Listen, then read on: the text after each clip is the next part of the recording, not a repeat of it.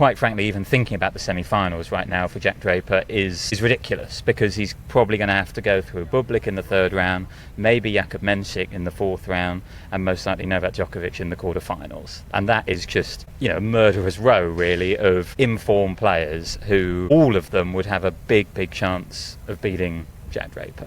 If you were a British tabloid headline writer, would you call this a nightmare draw for Jack Draper? I think so. You can't overlook the fact that this guy still hasn't reached the third round of this tournament yet, and it is a big deal and a lot to deal with for him to try to get used to playing in front of this crowd and being the man to carry all the burden. I love how open he is about his own mental health and the sort of anxiety he sometimes feels in life. I love him for that. I think it's such a healthy message. You look at him and he looks like a kind of Greek god, doesn't he, in terms of his physique, and people would wonder whether he's such a nice bloke, and everybody you'd wonder, has he got a worry in the world? And yet he lets you in that he has, and that things bother him, and I love that.